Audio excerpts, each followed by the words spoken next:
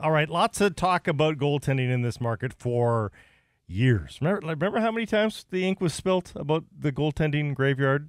Brian Burke's original comments, I believe. It is pretty funny when you think, I mean, you look around the National Hockey League, and even there's teams that are above the playoff bar that are still questioning their goaltending. Yes. Do they have it? They've got a couple of guys, but do they actually have Maybe the best team in the league has got that question in Colorado. Sure. And then, really, when you look at the last 15 years, it's been an embarrassment of riches here It really has. in Vancouver, this incredible lineage. So, yeah, I mean, it made for a great quip at the time, and Brian had a It few was of true those. to some degree. I mean, they gave some good punches, if you will, some good salvos to try to get it between Potvin and Cloutier. I mean, resume goalies, but ultimately weren't the guy that you could really be the cornerstone. And now it's been, as you said, an embarrassment of riches. But more so, that goalie graveyard thing was always like, it always came with the statement of, there's been nobody since Kirk.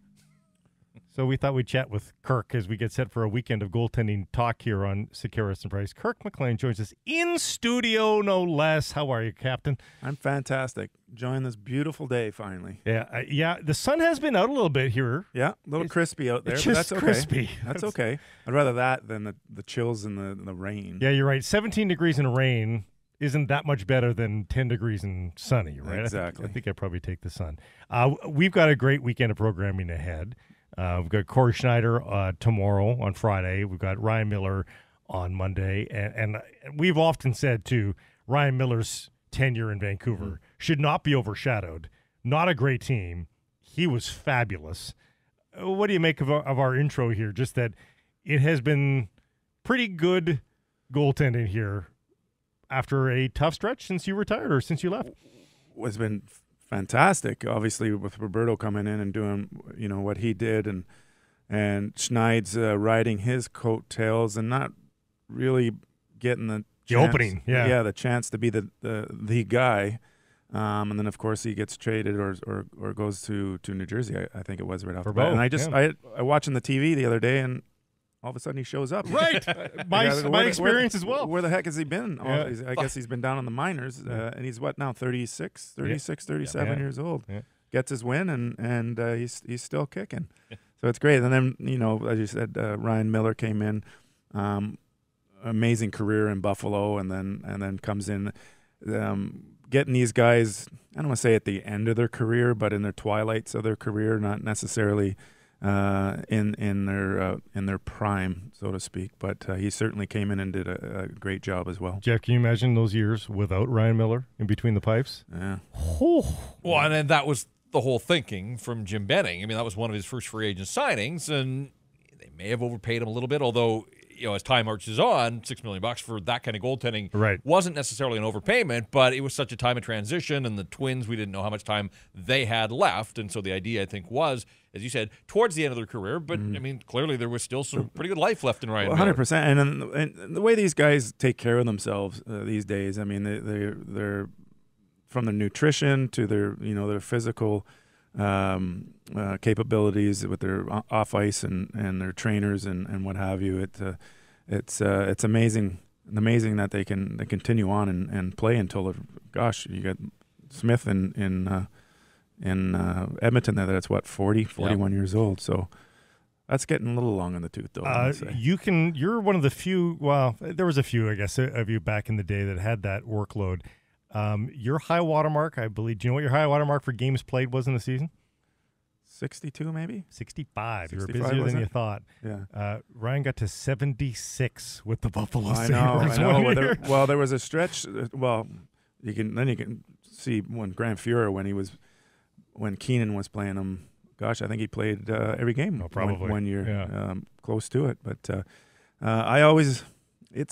game has changed. The goaltender position has changed. The height and the size of the goalies have changed. So their workload is starting to come down a little bit. They seem like, how often now do goaltenders play back to back?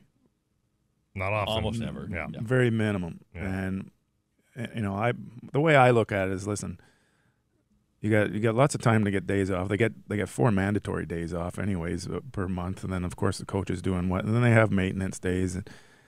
listen, I say ride the goalie when you can. You know, pick the right spots. When they travel in first class, and their chartered flights. The meals on the flights are probably better than half the restaurants they go to, and then they get into the 5-star hotels. So I tend to kind of roll my eyes a little bit when the modern day player says, "Oh, I'm tired.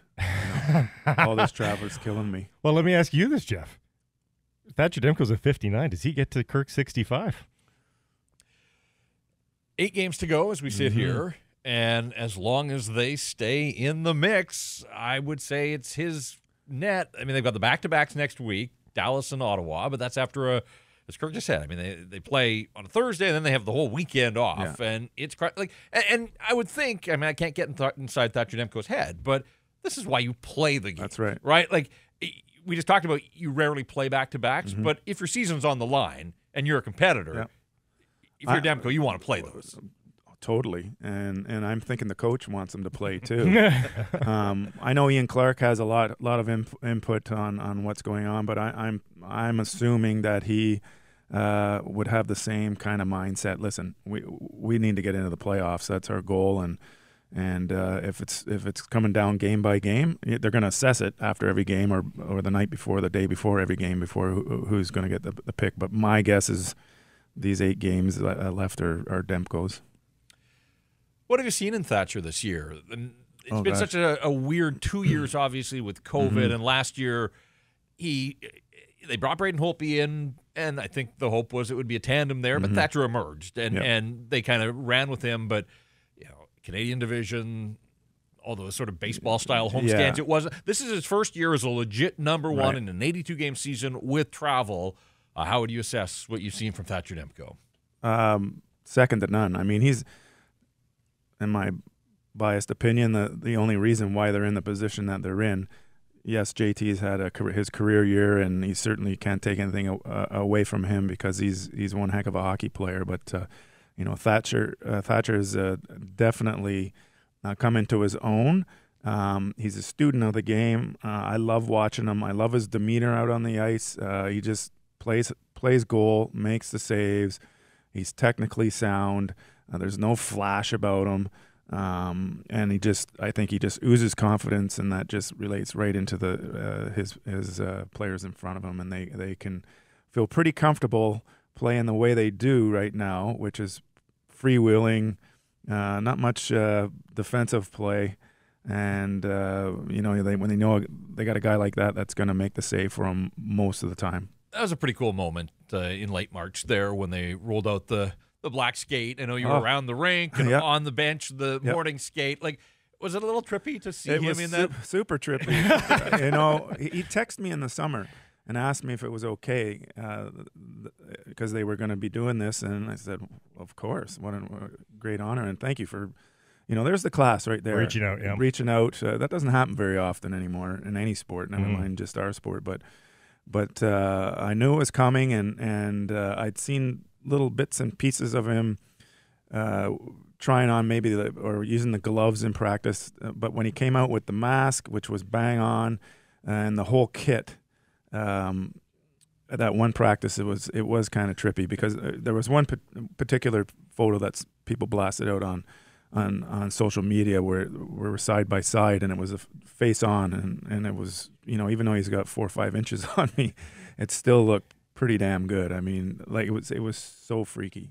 Well, and then there was in the game, there was the side by side, the glove save. The glove save, and then he actually pulled off a semi pad stack. They can't quite do it these days with fluidity because of just the way the equipment's made these days. The pads are made for butterfly, so it looks once in a while, it looks pretty awkward when they do it, but they seem to pull it off. Did you ask him to put like 60 pounds in each leg too to replicate the weight? Yeah, I mean, gosh, these guys, it's impressive what they do.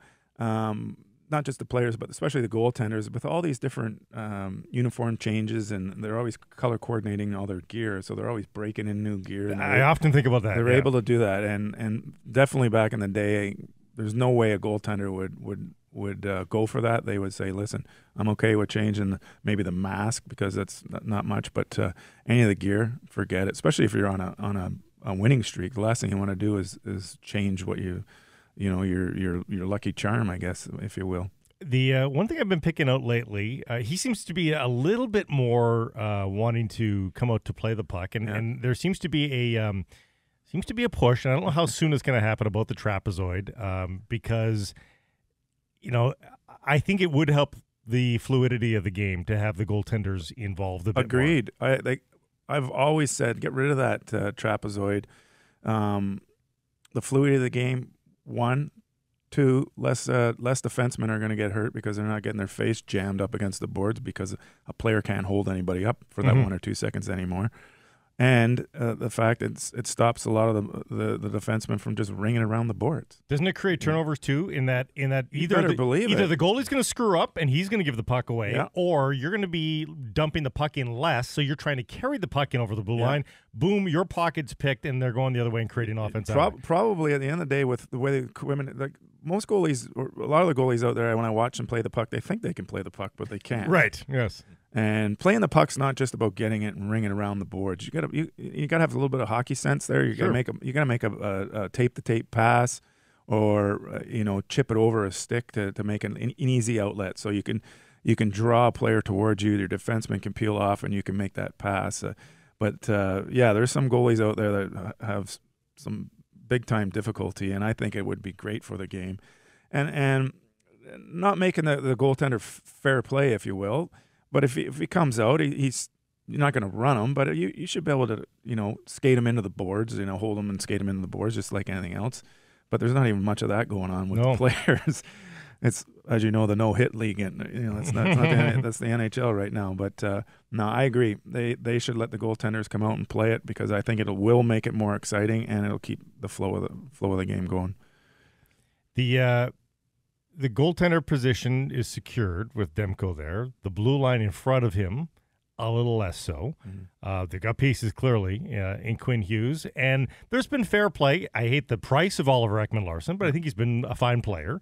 And the same thing I think for Myers and Shen. Like, Shen is going to be a little bit less consistent, but they're fine. But what's the piece that's missing to make this team more stout defensively? And I don't even necessarily mean tougher, although you can add that to your list if you'd like. What's the missing ingredient on the blue line to give Demko a break in years going forward? Well, I'll use the term toughness, but that doesn't mean the fighting and all that kind of. Just they need to be a little bit more aggressive in their own zone. And Luke Shen, to me, is the only guy that brings that. Yeah, and he's an older statesman. That's right. That's a little bit tough on him. He's the one that, when it comes, if there has to be fisticuffs, he's the only guy that seems to be doing it. And they just need a little bit more grit, or a lot more grit on the defense, and clearing the lanes for Thatcher, and make it a little easier on somebody like Hughes. Tough to get that ingredient though with somebody that can actually play as well, because you need that player to do that and then make a nice first pass out of the zone. That's the modern day game now, right? You have to have the somebody with size, who's physical. If he wants to get in there and rough it up a little bit, able to do that. And they are tough to find, without doubt. They're tough to find up at the front, let alone in the back end. Mm-hmm. You played for a coach in Pat, who obviously brought the best out in the group and got them to a Game 7 of the Stanley Cup, and has a statue out front of Rogers Arena and a street named for him. What do you make of the way the city has embraced Bruce Boudreau chanting his name at games? Well, it's makes it's fun, and I haven't talked to anybody in the locker room specifically about his coaching style, or what he says, or how he motivates the guys, but he seems to be doing something, instilling a ton of confidence in these guys, even when they, some games where they come out and they're super flat and they're down 3-0 in the first period, you just have a feeling that they're going to pick their way back somehow. Thatcher usually shuts the door. Halak, the last few games, has been playing his best hockey as well. So, he was a talented player when he played. Yep. He was a highly rated guy coming out of junior hockey, and obviously became a bit of a journeyman in the American Hockey League, and then getting into coaching, and has had super success as a coach. Comes into these teams and turns them around short term.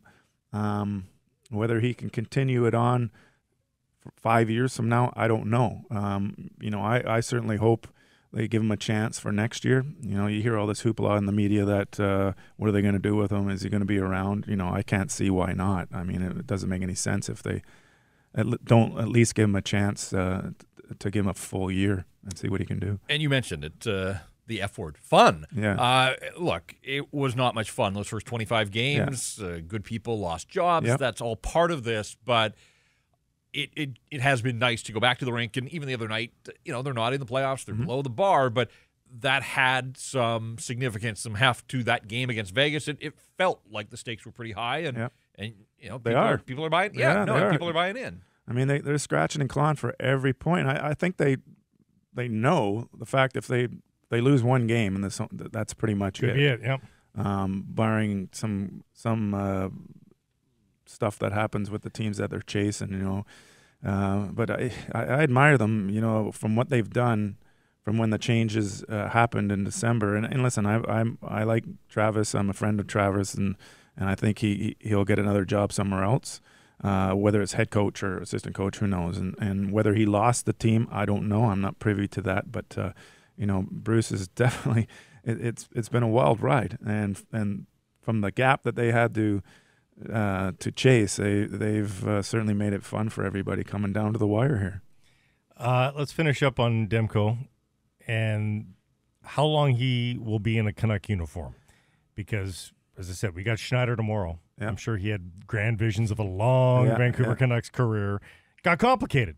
What are the chances it gets complicated for Demko with Seelovs and, more importantly, the more ballyhooed Mikey DiPietro? Yeah. There is the possibility of a succession plan. Is Demko's future tied to where DiPietro can get to?